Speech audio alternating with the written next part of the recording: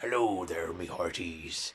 And today, me and Caitlin have been playing pirates and Peter Pan and fairies. So today I thought that I might read you the story of Peter Pan by J.M. Barrie.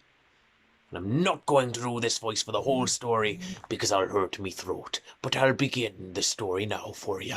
It's a fantastic story, all about some children who fly away to Neverland. Here we go. Peter Pan by J.M. Barrie.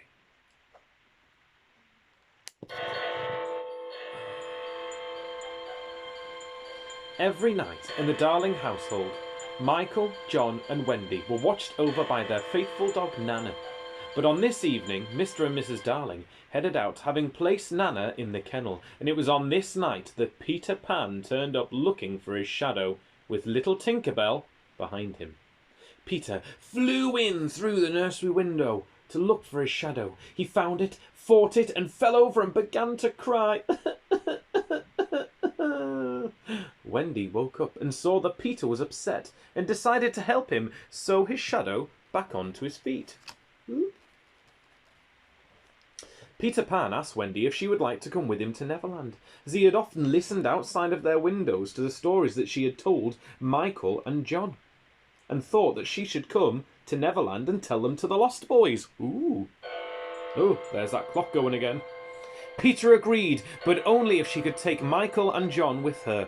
So Peter sprinkled some fairy dust on all of them and told them to think happy thoughts. And after a little practice, they flew out of the room and zoomed up across the whole of London. There you go. Let's see. Did they make it to Neverland? There's that clock going again. Shh. They flew and flew for hours over London until eventually they found Neverland, second star on the right and straight on until morning. When they finally arrived, the children recognised lots of familiar places that they'd only seen in their dreams. "Oh, look, there's Blue Lagoon," said Wendy. "I should love to meet the mermaids there." "Oh, and look, there's a pirate ship," said John. There it is. "Yeah, that's the pirate ship of Captain Hook," said Peter. "He's not scared of anything. Well, except for the crocodile that once ate his hand. It liked the taste of him so much that now it follows him around trying to eat the rest of him, but luckily for Hook, it once swallowed a clock, and so now we can always hear it when it comes this way, as it goes tick-tock, tick-tock." Now, it was whilst that they were talking about the pirates that the pirates themselves started to fire from their cannons at the group. Peter ordered Tinker Bell to take Michael and John and Wendy back to Peter's house, whilst he tried to take the fire away from the group. Peter ordered Tinker Bell to take Michael and John to the house, but Tinker Bell flew off very quickly as she was very jealous of Wendy, and she arrived at Peter's house, and she told all of the Lost Boys that Peter had sent a Wendy bird for them to shoot down. As Wendy drew closer, the Lost Boys started to shoot at her with arrows and sticks, but luckily Peter arrived just in time to stop Wendy from falling. There she is. Ooh, on the ground. She doesn't look happy. Peter was furious with the Lost Boys, who told him that they had only acted this way because Tinker Bell had told them to. Naughty Tinker Bell. Therefore, Peter banished Tinker Bell for a week. My goodness, banished her from Neverland for a week. Ugh. Down in Peter's treehouse, the boys made Wendy a house of her own, a Wendy house.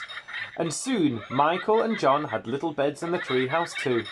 All the boys listened to Wendy read stories, and they always took their medicine every night as instructed by their new mother. They went on many adventures and had lots of fun. On one such adventure, Peter took Wendy to Blue Lagoon to see the mermaids. Wendy was not very pleased to find out that the mermaids weren't very friendly, and they started to splash water at her. But then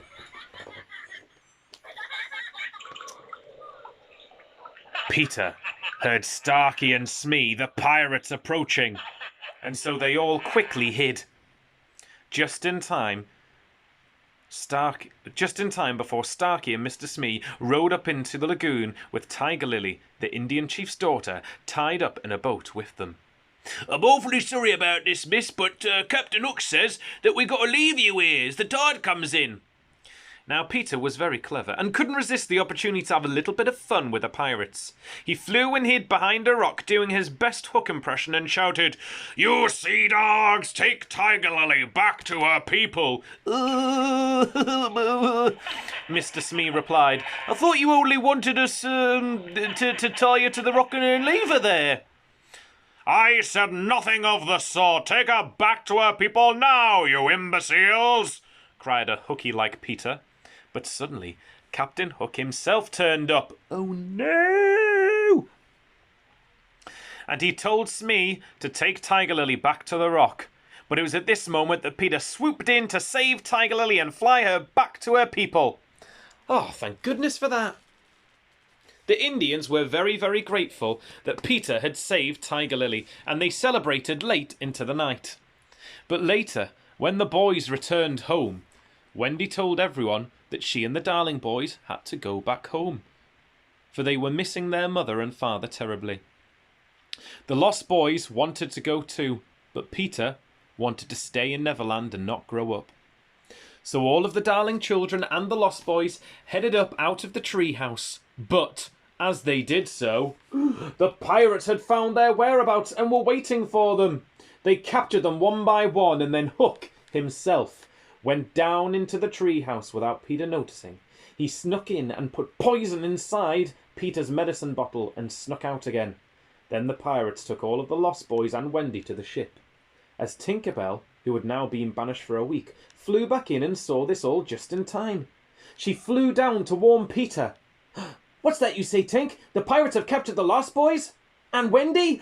We must go and rescue them. But first, I'll take my medicine. Just like Wendy always told me to." "Oh no, don't do it! Don't do it! Captain Hook's poisoned it! Ah!" But just as he lifted the bottle, Tinkerbell could smell the poison. She flew between the bottle and Peter and placed her lips to the bottle and drank all of the poison and started to fall down. Down, down, down. And she landed in Peter's hand. Oh no! Peter knew that she may not have long left. And so he began to shout to all of the children of the world, "Everybody clap your hands if you believe in fairies. Clap your hands if you believe in fairies to save Tinkerbell. You clap your hands if you believe in fairies. Save Tinkerbell. Clap your hands now." It worked! You've saved Tinkerbell. Thank goodness. But what about everyone else? Well, let's find out. So, back at the pirate ship, the pirates were just about to make all of the Lost Boys walk the plank. They put Wendy out first, and she fell off the plank, but no splash. Peter Pan had zoomed in and saved the day again. Suddenly, a frightful fight started between all of the Lost Boys and the pirates. And soon they overcame the pirates and threw them overboard one by one, whilst Peter Pan and Hook were embroiled in another fight to the death. But very soon, Peter Pan also managed to overcome Hook, and as he did so, pushed him over the side of the boat. Just as the enormous crocodile swam up and managed to get Captain Hook. And he ate him. Yay! Everybody cheered. Captain Hook was gone forever. Hooray! And Peter Pan was now the captain of the Jolly Roger ship. Wow! But Peter Pan knew that Wendy and the Darling children needed to return home to London, so they set course back to take the children home. Back in London, Mr. and Mrs. Darling were still waiting for their children to return home and were frightfully worried about them. Mrs. Darling slept still in the nursery waiting for the children to return, whilst Mr. Darling was in the doghouse, because it was him that had decided to keep Nana in the kennel on the night they disappeared. The tall pirate ship sailed up to the window, and Wendy, Michael and John floated through the window and into their beds whilst their mother slept. "Mother!" shouted Wendy, waking up Mrs. Darling. Mrs. Darling saw all of her children and immediately called for Mr. Darling. Mr. Darling, come in at once! And all of the family embraced. But then all of the lost boys ran up from downstairs. Of course, Mrs. Darling wanted to adopt them all, but it took a little bit more getting used to for Mr. Darling to have so many more children. But Peter was still outside of the window, waiting. He wanted Wendy to come back with him to Neverland, but Mrs. Darling wouldn't allow it, although she did say that Wendy could return for holidays every spring. There you go. That was the story of Peter Pan by J.M. Barrie. What a fantastic story that was. So much adventure. You know, it makes me want to go downstairs and play pirates again. So I think I might do that. And why don't you try doing that as well? Go on, play pirates. Make yourself some fairy wings. Get yourself a new pirate hat. Make one a little bit like mine. Go on, have a lovely weekend. And I'll see you again soon. Bye.